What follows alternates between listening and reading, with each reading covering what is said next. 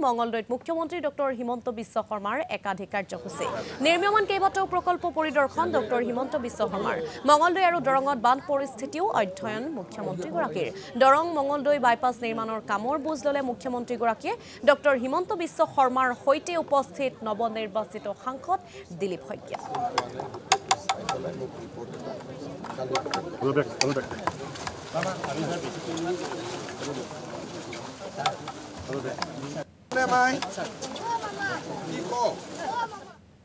যোৱা বছৰ নীতিন গাডকাৰী ডাঙৰীয়া আমাৰ সকলোৰে উপস্থিতিত মঙ্গলদৈ বাইপাছৰ আধাৰশিলা স্থাপন কৰিছিলে।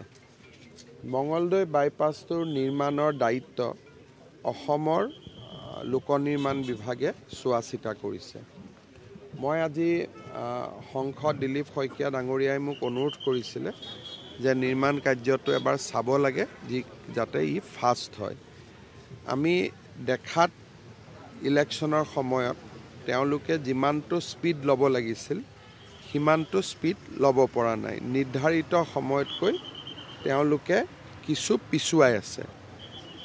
তাৰ কেইটামান কাৰিকৰী কাৰণো আছিল, আজি আমি পৰ্যালোচনা কৰিলোঁ। আমাৰ লক্ষ্যটো হ'ল যে এই বাইপাছটো 2025 চনৰ ভিতৰত আমি নিৰ্মাণ কৰি ৰাইজক দিব লাগে আৰু সেই উদ্দেশ্যেৰে আজি মই ইয়াতে এবাৰ চাই গ'লোঁ। ভৱিষ্যতে মই মাজে মাজে আহি আকৌ চাই থাকিম যাতে 2025 চনৰ ভিতৰত আমি মঙ্গলদৈ বাইপাছটো দৰং জিলাৰ ৰাইজক আমি উপহাৰ দিব পাৰোঁ। আপোনালোক সকলোৱে জানে যে এইটো 341 কোটি টকা কেন্দ্ৰীয় চৰকাৰে ব্যয় কৰিছে আৰু প্ৰায় 95 কোৰ্চ আমি ভূমি অধিগ্ৰহণৰ বাবে ৰাইজক আমি দিছিলোঁ। এতিয়া ৰাইজে সহযোগ কৰিছে, ঘৰবিলাক উঠিও গৈছে। গতিকে আমি ভাবোঁ যে ইয়াৰ পৰা অলপ বৰষুণটো কমিলে আমি কামখিনি ফাষ্ট কৰিব পাৰিম। বিশেষকৈ যদি আমি আগষ্টৰ 15 তাৰিখ বা ছেপ্টেম্বৰৰ পৰা বৰষুণ নাথাকিব, ফুল চুইং যদি আমি কাম কৰিব পাৰোঁ তেতিয়াহ'লে অহাবাৰ বানপানীৰ আগতে আমি ৰাস্তাটো বহুত পৰিমাণে উলিয়াই দিব পাৰিম। 15 নম্বৰ ৰাষ্ট্ৰীয় ঘাইপথটো 4 লেনযুক্ত কৰাৰ বাবে ইতিমধ্যে দিল্লীত প্ৰাক্কলন প্ৰস্তুতিকৰণৰ কাম আৰম্ভ হৈছে।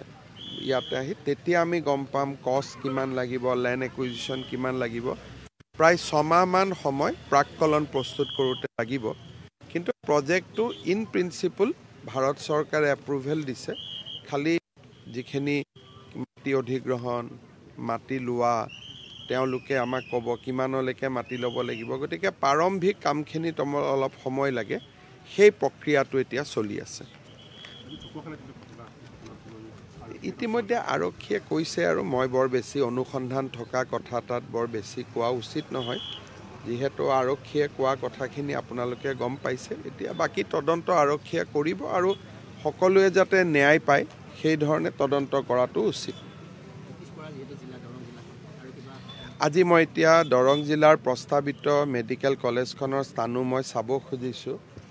এটাই খালি ৰাইজৰ লগত কথা পাতিব লাগিব, য'ত আমাৰ মেডিকেল কলেজ হয় তাত চিভিল হস্পিটেলখন আমাৰ বন্ধ হৈ যায়।